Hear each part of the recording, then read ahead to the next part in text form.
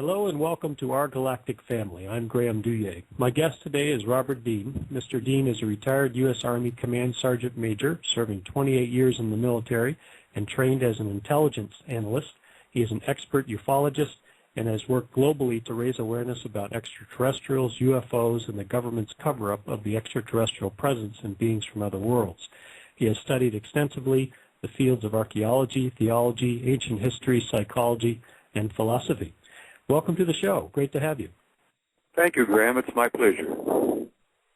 Now, there are so many areas that we could cover in today's show, and there are many internet videos of you giving presentations at conferences on documentaries. You've done a tremendous amount of interviews all about the presence of UFOs and the cover-up of extraterrestrials. What I was hoping to focus on today was your personal experience with extraterrestrials to help us better understand who they are, why they're here, and how they're here to help us. In a recent interview you did with Terry Cassidy last February with your friend Clifford Stone, there was a point during the interview where you briefly mentioned that you've been aboard a ship and you were shown what the future Earth would look like. And I'm particularly interested in hearing more about that and about your personal experiences with extraterrestrials. Many of the people that will be listening to the show do know who you are, but for those that are just getting to know you, could you tell us a little bit about how you became involved with this field? Oh, my God. How much time do we have? Graham, I got into this whole thing. I kind of walked in through the back door, as it were. I was given a special assignment in 1963. I was in the military. I applied for and received a special assignment to Supreme Headquarters Allied Powers in Europe. At that time was located just outside of Paris. It was a choice assignment, and you really had to apply for it, and it was a select assignment. I was able to take my wife and my kids off to Paris, France. My kids went to high school in Paris, and I was in Paris, outside of Paris at least, for about 5 years. But when I got there in 1963, I was introduced to a study that was underway. It seems that World War III had almost been triggered half a dozen times by strange metallic circular objects flying in formation all over Europe. And in those days, Europe was divided right down the middle. There was the Warsaw Pact and the communist powers in the east, and then there was the NATO powers in the west. Mm-hmm. And Germany was divided right down the middle, and everybody was armed to the teeth.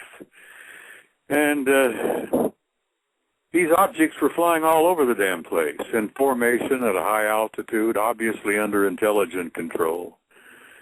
We found the Soviets thought they belonged to us, and for a short time we actually thought they might belong to the Soviets.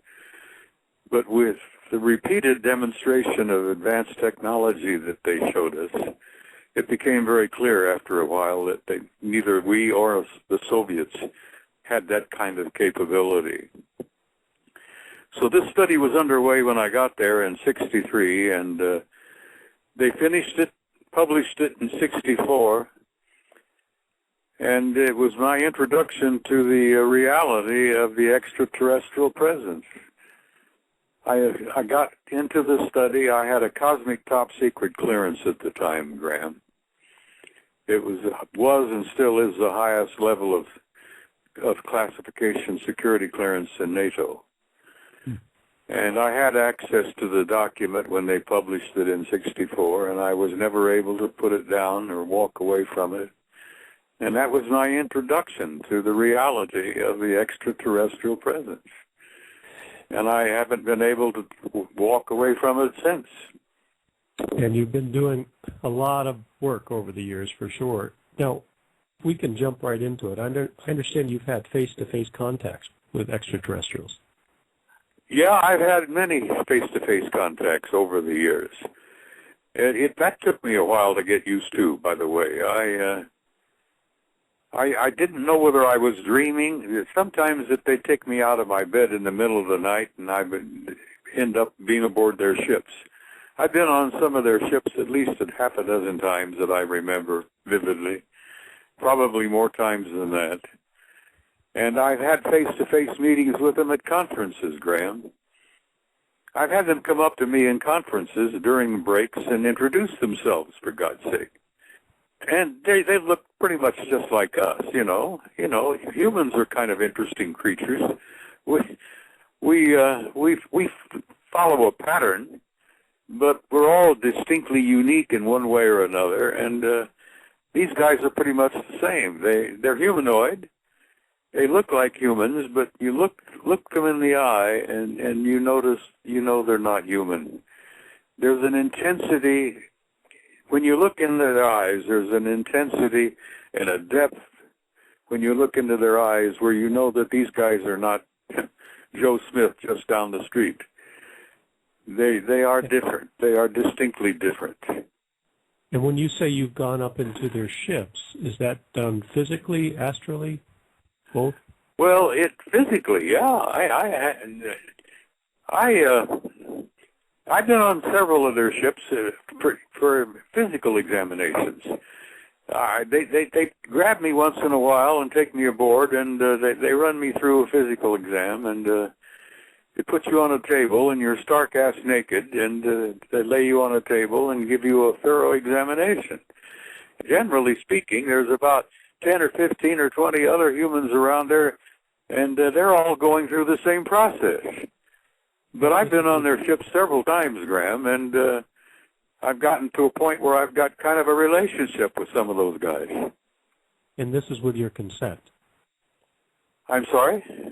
This is with your consent. They aren't taking. I've never felt that I've been abducted in that sense. You remember Whitley Strieber and his stories about he was forcibly abducted, and the poor guy was traumatized. And I know Whitley; he's a friend of mine, and I've read most of his books. And I saw Whitley just this last October in. No, not October. I'm sorry, February here in Phoenix at the World Conference. And he is still traumatized. But what happened to him years ago when he was writing the book Communion? So a lot of people find this kind of exchange and this interrelationship with them very, very traumatic. But Graham, I've never felt that I was forcibly abducted. I've always felt like I was invited. And I was always voluntarily, hell, I'm going for it. Show me something. I'd like to learn something new. And what have you learned when you've gone on the ships? I mean, have you been able to see them? Have you been able to get a sense of their size and layout? Oh yeah, by all means. The ones on board the ships that I've encountered are rather tall and rather thin. They're not skinny by any means, but they're trim. And the guys that were giving me the medical examination generally are well over 6 feet tall and rather trim. And they're humanoid. They look pretty much like we do, except that I say they're taller than we are. But when you look into their eyes, that's when you know that they're not human. And how would you communicate? Maybe they're human, but they're more than human, Graham. What do you mean by that? Well, they strike me as being us maybe 100,000 years in the future. They're us essentially, but there's more to it than that. They have a depth, they have an understanding, they have an intensity, and when they look into your eyes, they look like they're reading you.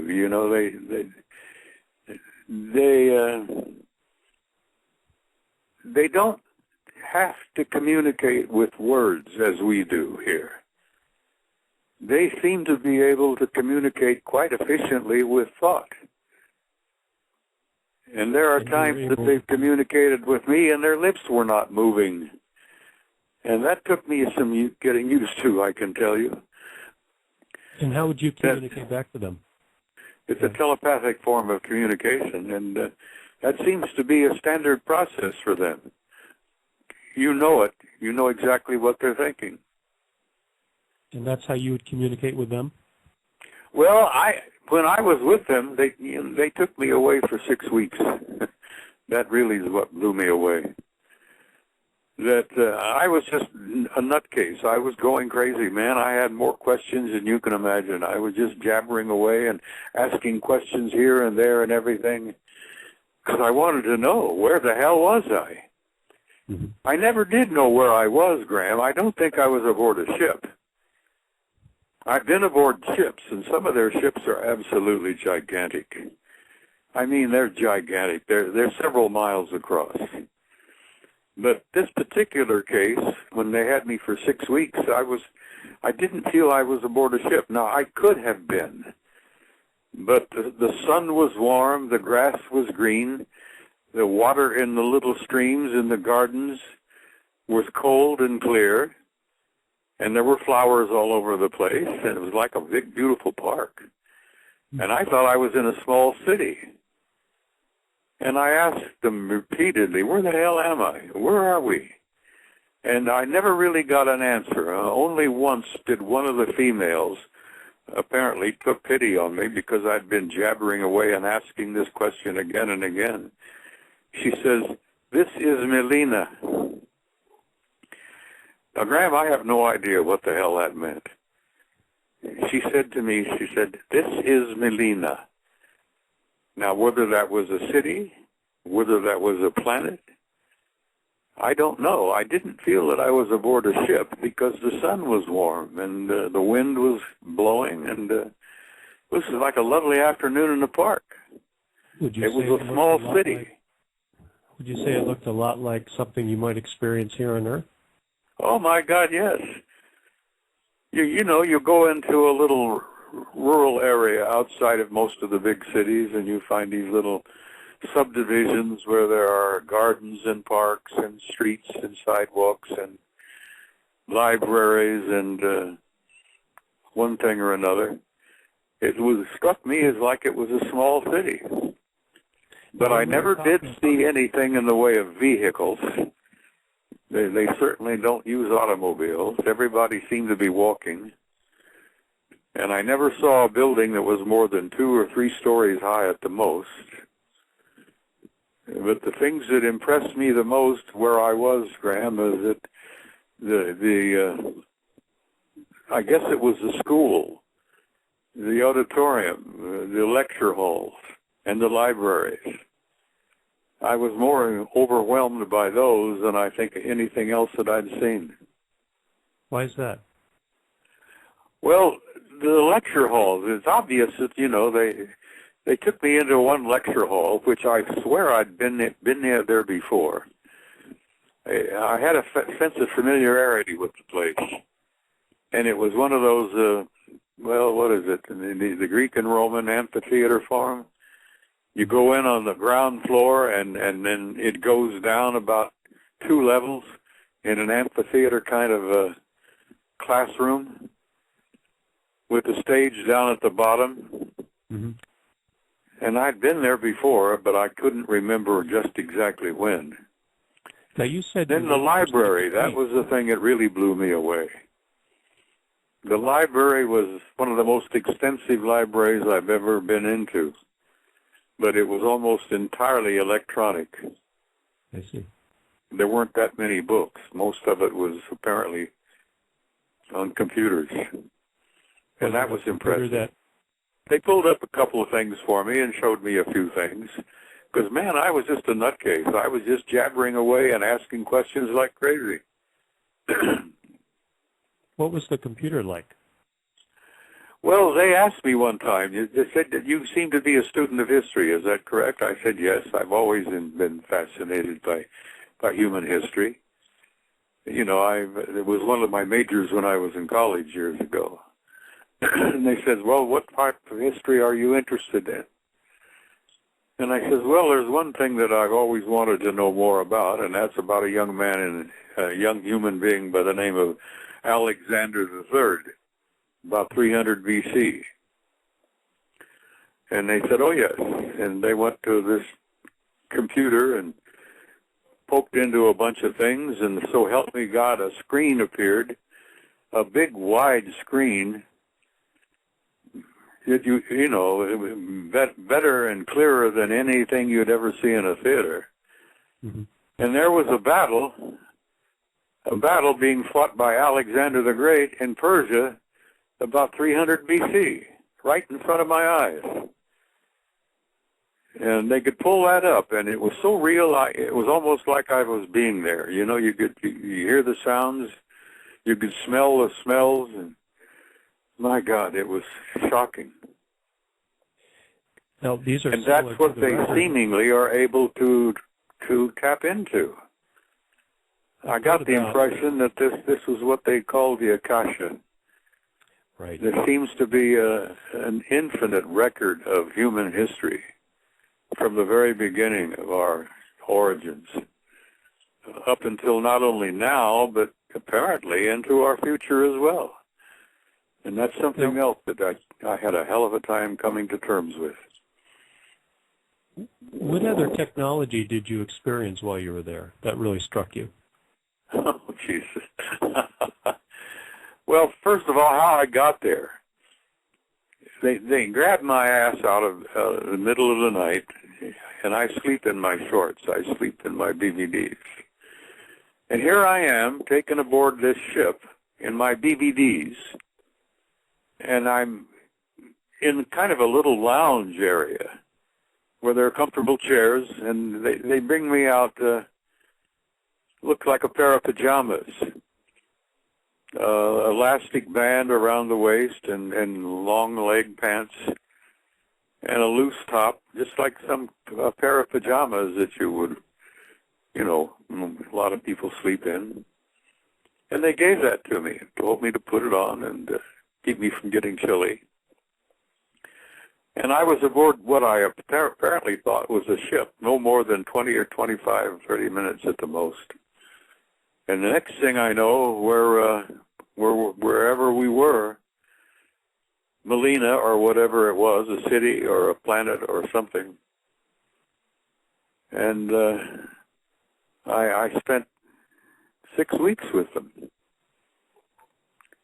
And that's literally shattered my life, Graham. I jokingly told you the other day when we were chatting, I said I'd went through a period where I thought I was losing my mind. Mm-hmm. That was phase 1. Then I went through phase 2, where I had become convinced that I had lost my mind. And I went through that, and now I'm in phase 3. That I've convinced myself that I'm sane and the rest of the world is nuts. Now, when you and I'm comfortable with that, Graham. It actually wasn't 6 weeks in Earth time, from what you shared with me the other day. Is that right? Well, that's the thing that blew me away. You see, you ask about technology. What effect it had on me? What impressed me the most? I was with them literally for 6 weeks. I mean, they fed me. I went to the bathroom. They gave me a small room, but this is as comfortable as you might find in some decent little hotel or motel. I had a bathroom. I had a bed. I had a shower, and they'd bring me illustrated menu with pictures of different food items on it. Something like you find, I think, when you go to a Denny's restaurant sometimes. Mm-hmm. I mean, here's a menu with photographs on it. And then I was told that I could point to anything on there that I wanted, and they would provide it for me. And they did. Man, I ate like a pig for 6 weeks. Damn near everything I wanted, anything I'd point to, they would, within 20 minutes, they'd have it. Now, how they did it, I don't know. A couple of people have said it sounds a hell of a lot like what you saw on Star Trek, where they go over to the wall and poke the computer and something, a cup of tea would come out or whatever. But the technology that really blew me away, Graham, is when they brought me back.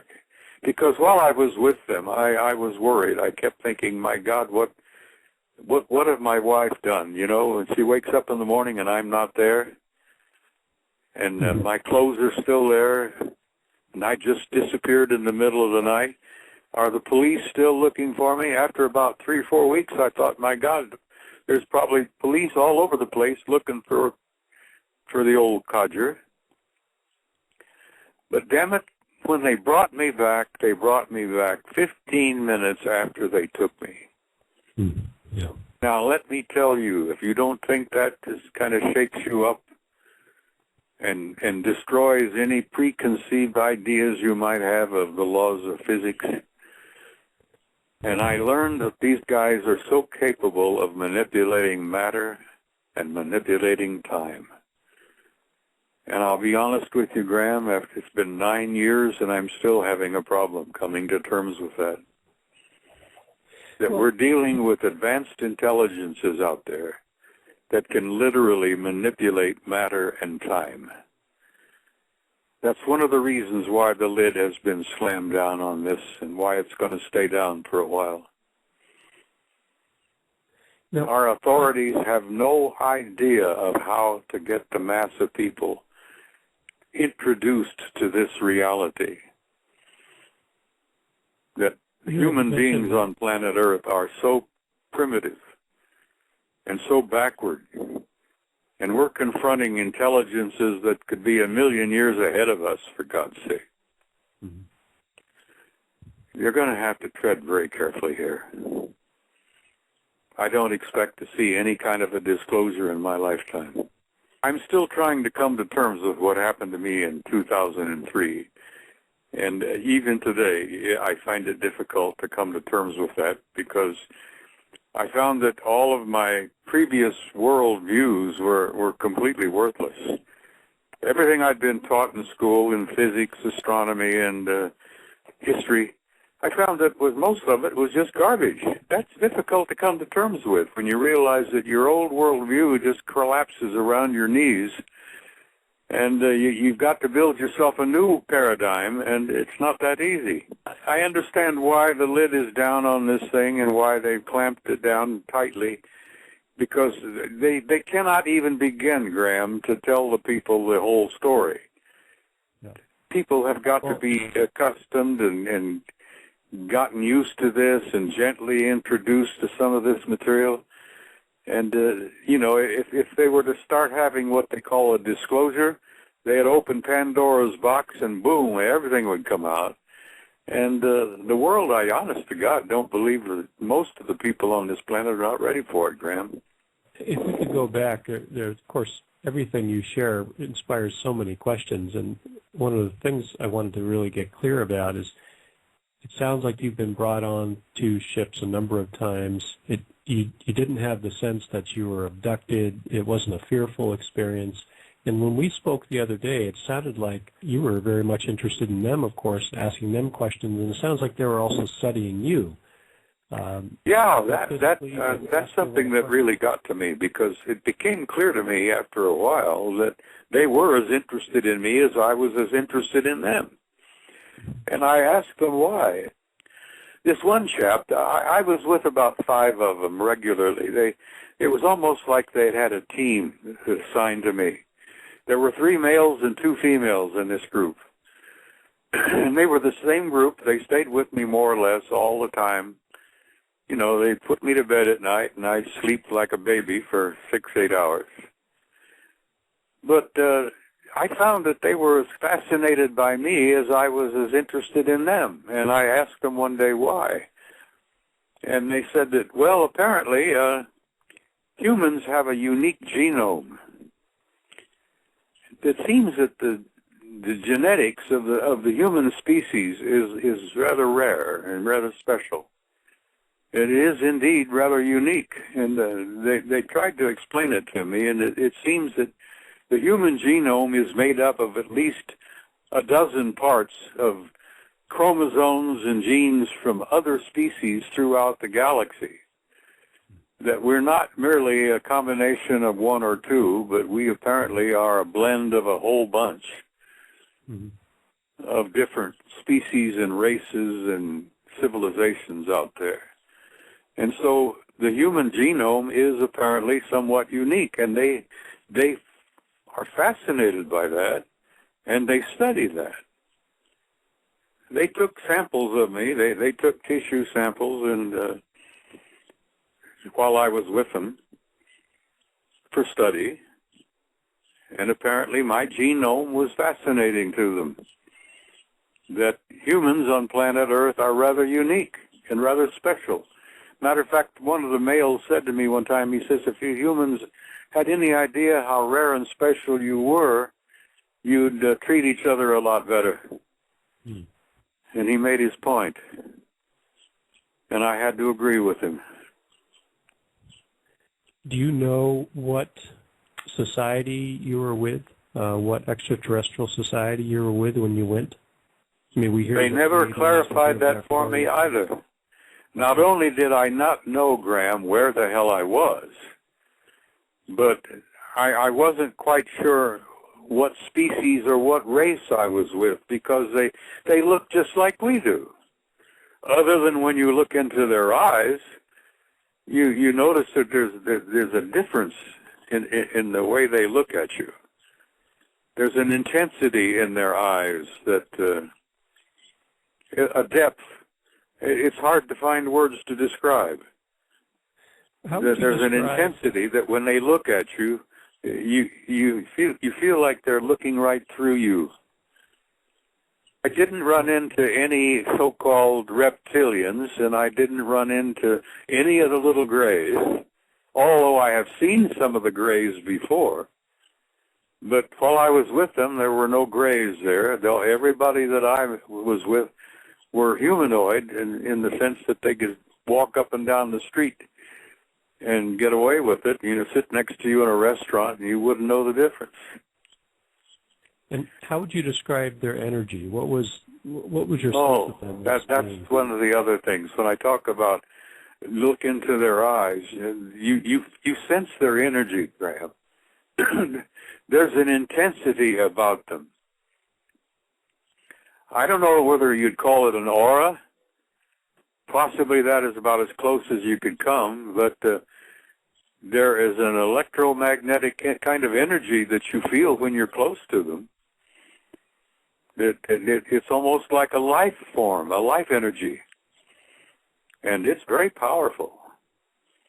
And that's when you really know that they're not human. That if they're human, they're more than human. Would you maybe 1,000 or 1,000,000 years ahead of us?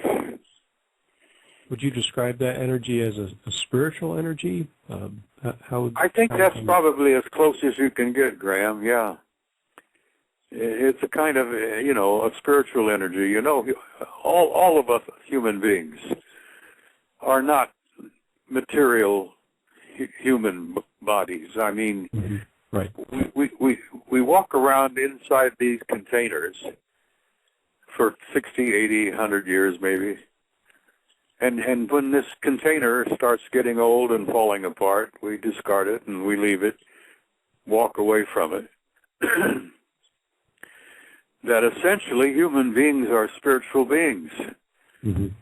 Well, these guys that I've encountered are also spiritual beings. But their spirituality has an intensity to it I find overwhelming.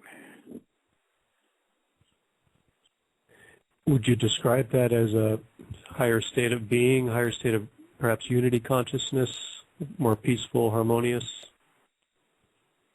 Well, it's a kind of an intensity, Graham. It's like when you walk up close to an electrical machine and you can feel the static electricity. Mm-hmm. You can feel the energy, but you can't see it. You can just get close to it, you can feel it. And that's why mere words are not sufficient to describe some of the things that I've experienced.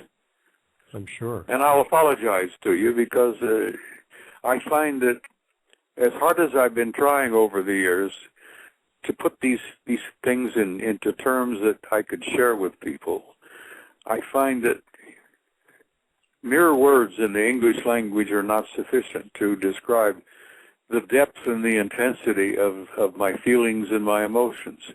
And trying to describe what it's like being in their presence, it's like being close to an incredibly powerful spiritual being. Mm. But they look just like we do. I mean, I never saw any of them with their clothes off, you know. I said something else about my trip. I never, ever once saw any of them eat. And I looked back on that and thought that that was rather strange. They never ate in my presence. And I'm assuming that they ingested foods pretty much like I do. They had a mouth, they had teeth, and they looked healthy, but I never saw them eat. But I did a hell of a lot of eating while I was with them. And in terms of how they look, do they look old? Do they look young? Well, one of the males had gray hair, and I got the impression that he was the oldest of the group. As I said, there were 3 males and 2 females that stayed pretty much with me for 6 weeks. Now, one of the males looked to me like he was about 65, maybe 70, human. But he didn't look, how the hell do I describe it? He didn't look aged. He just had gray hair, and his eyes and his skin looked like he'd been around a while. Okay. But he didn't have any wrinkles. But it was very clear, very obvious that he was older than the other 2 males. Children? I'm sorry? Did you see children? No, never once did I see a child. I asked about that. I says, "Where are your children?" And they informed me that they were basically in school or someplace like that. Because there were the whole 6 weeks I was there, I never saw a kid. I never saw a child. And that was kind of surprising to me. So they said that, yes, they had children, but their children were in school. One of the things I've learned about are the healing chambers on ships, and I'm wondering if you had any recollection of being in a healing chamber and how you felt physically, mentally, emotionally when you came back. Well, on this one time when I was aboard the ship, I was stark-ass naked, and I was lying on this table, and this tall being was running his hands over my body. Now, not once did his hands ever touch my body, but I felt the warmth of his hands as he went from my toes over to the top of my head. I could feel the warmth from his hands. And I got the impression that not only was he examining me, but I got the impression that he was, in a sense, probably tuning me up or healing me or whatever. Mm-hmm. I turned 83 here just a week ago, Graham, and all things considered, the fact that I damn near died in October, I'm in pretty damn fine shape for an old codger. That's great. So I figure that some of this treatment, some of this, whatever the hell they were doing, I considered it a form of, healing, as it were. But not once did his hands ever touch my body. But I felt the warmth of his hands, and I got the impression that I was being not only tuned up, but examined at the same time.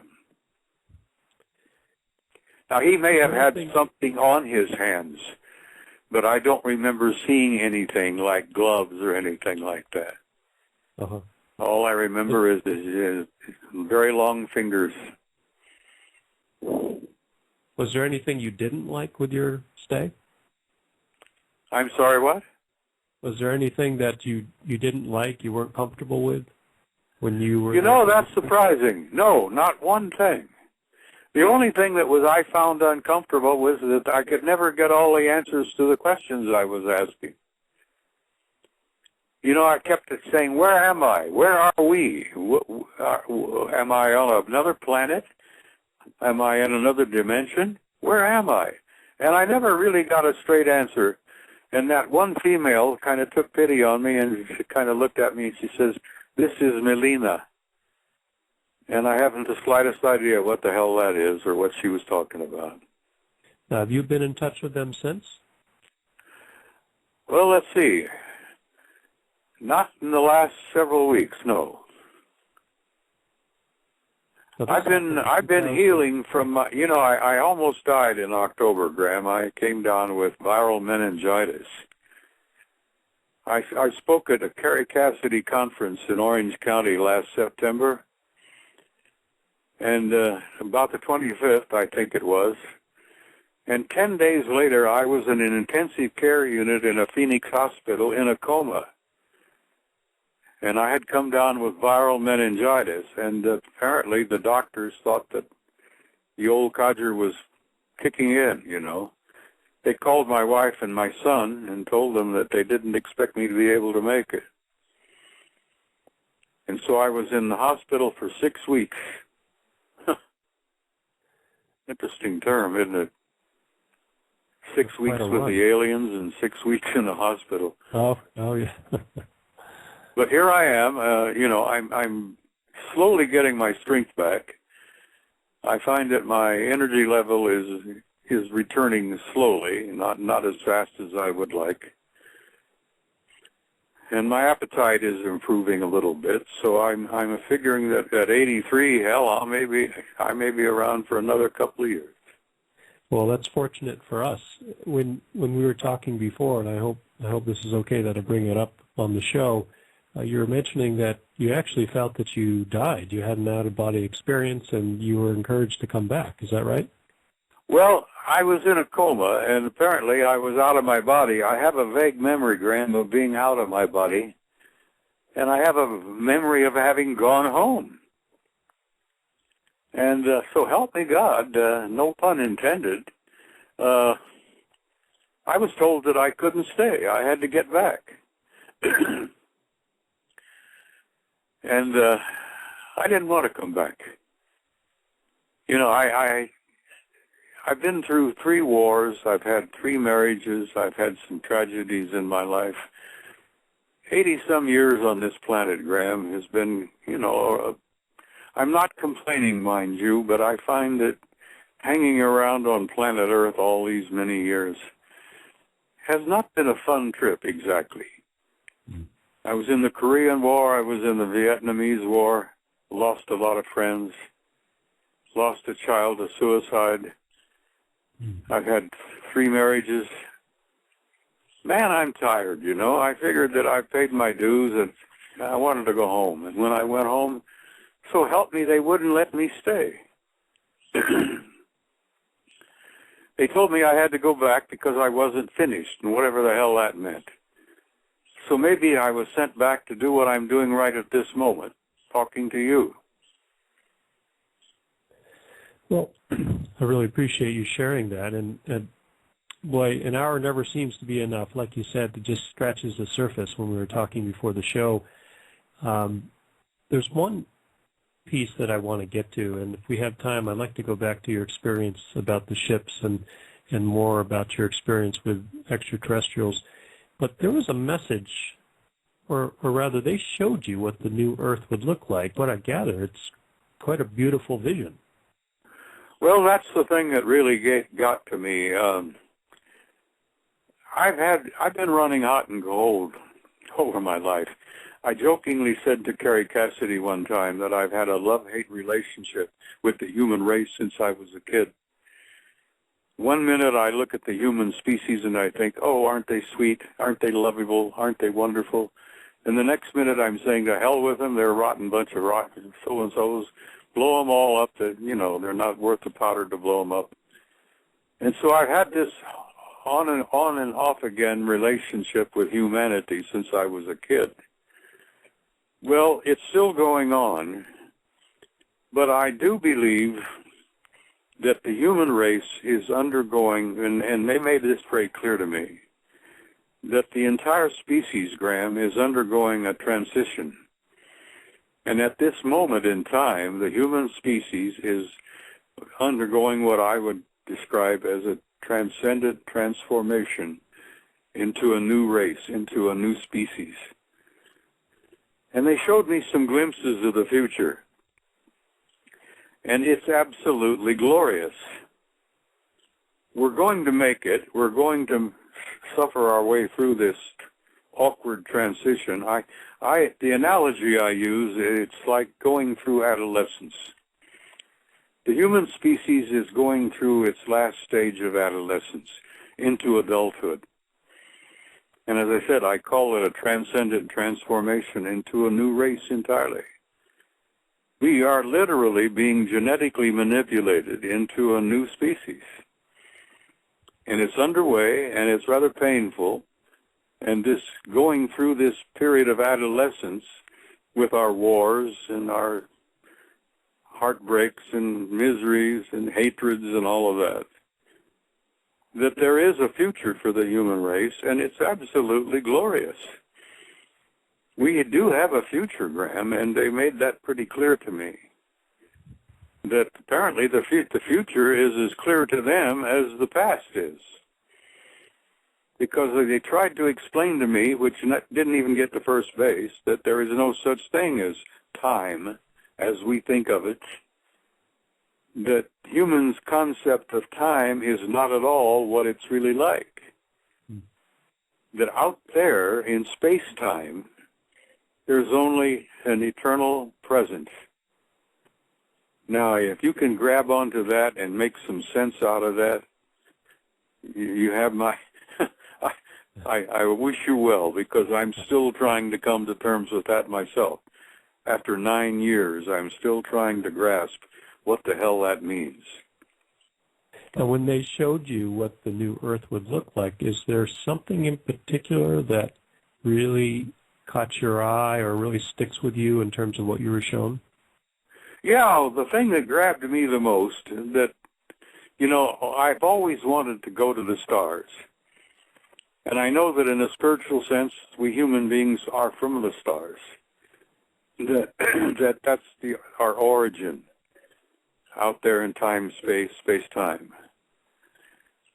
And the future that they showed me is that the entire human species has gone to the stars, and it's taken its rightful place alongside of millions and millions of other species and civilizations and cultures.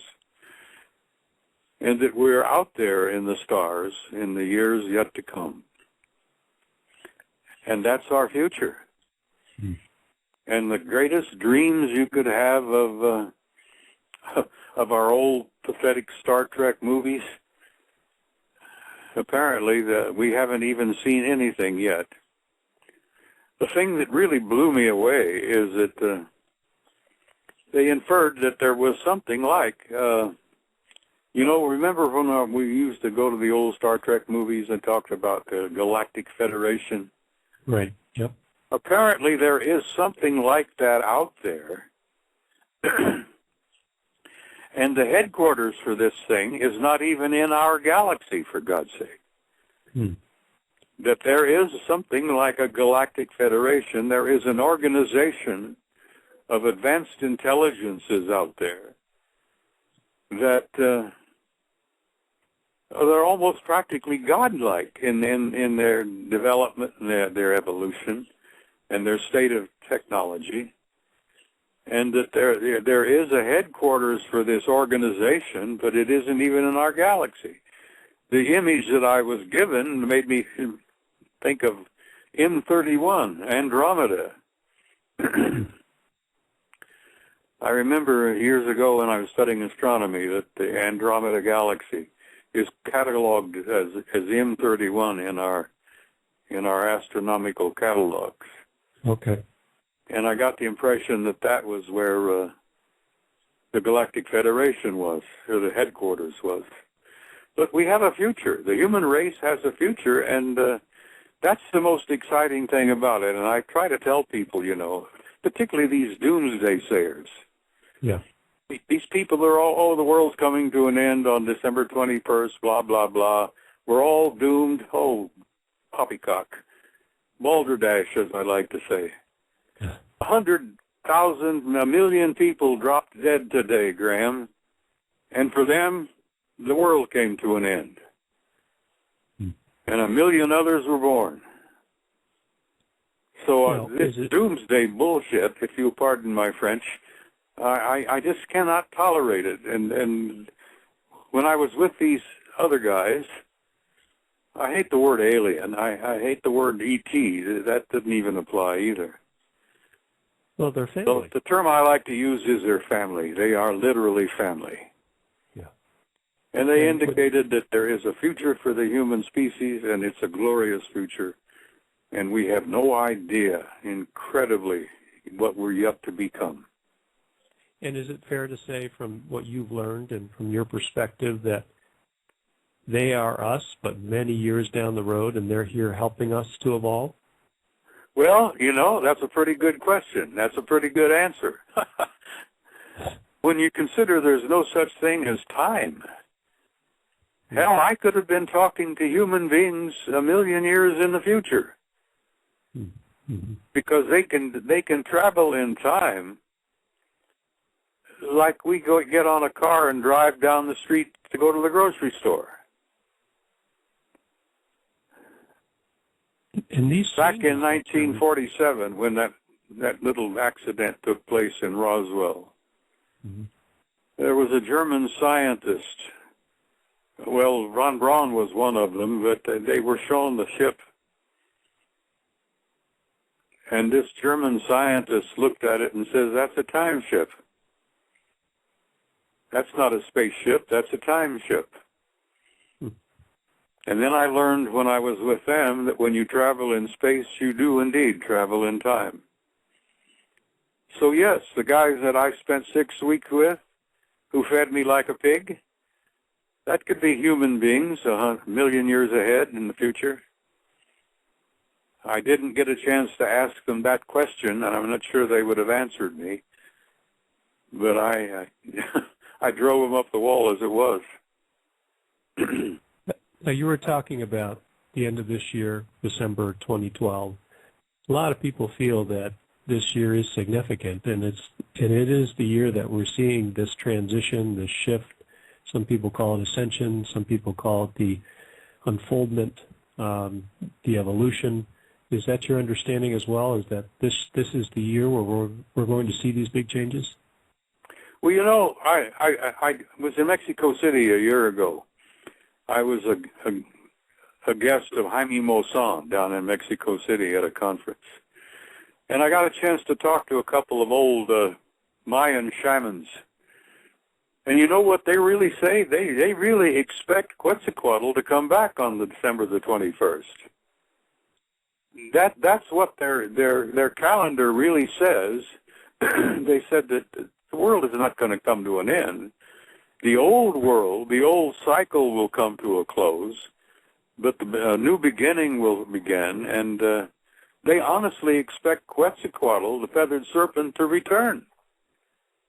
Now, Quetzalcoatl, according to the ancient Mayan and Aztec Incan tradition, Kukulkan, this was a tall, white, bearded, and blue-eyed man that came to them thousands of years ago, taught them physics and science, astronomy, and all things. And then he promised when he left that he would be coming back.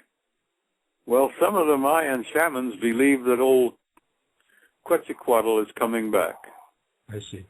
You know, Graham, I wouldn't be at all surprised if the real event that's going to probably change everything will probably be a massive confrontation with some of our cousins, where they're going to come down in giant ships 2 and 3 miles across, and they're going to land, and they're going to say, "Ah, your childhood is over." You see that happening? I see that almost anything is possible, Graham. I just hope if that does happen that I can hang around till December the 21st to see it. Well, it's interesting that you speak to that. There are a lot of speculations around how our galactic family will make themselves more known, more visible. When is the right time? Is the end of this year significant? And I think there's a lot to point to that it is. You mentioned disclosure, and that from your vantage point, Earth isn't ready for that, and I think time will tell, right? It's certainly an interesting year, for sure. Well, it's going to be an interesting year, and whether we're ready or not, I have a nagging suspicion, Graham, that they're going to show themselves in a big way before too long, and whether we're ready or not, it doesn't matter. That the time will come, as Robert Heinlein said, for childhood to come to an end. That, hey guys, here we are, we're family. Yeah. Now, we got a new beginning. We're going to start a new calendar, and we're going to count this day 1, year 0. And I would like to hang around to see that happen. Oh, yeah. Exciting times for sure. And they're here to help us. Well, they've never been here to destroy us because they've been with us from the beginning. People asked me to describe them, and I said the closest I can come to is that they're custodians. They're nurturing the human species through this transition, and they're trying to help us make that transformation.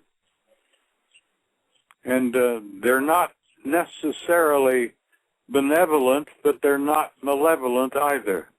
What if you were to distill the information that you've learned, and perhaps equally as important, the information that you think is really important for people to hear, and you're to say that in a couple sentences, what is it that you think is most important? Well, it's difficult to come up, and I know exactly what you're asking, and I'll do my best to try to tell you. After all that I've seen, after all that I've learned, and all of the things they've shown me, after 83 years of living, a lifetime, I've learned the 2 things that really, to me, are important.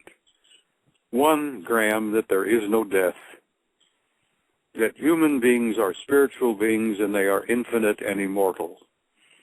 And the other thing that's the most important, I think, is that there is indeed a supreme being. There is a God. And that, to me, is all I need to know, and that's all I will ever need to know. And along those lines, one of the interviews that I caught with you, you were talking about what you've learned about love. Oh, God, love is the bottom line, Graham. Love is the power of the universe. Our Father in heaven loves us, and that's the most important issue. And if we could simply bring ourselves to love one another, my God, what a world this could be, huh?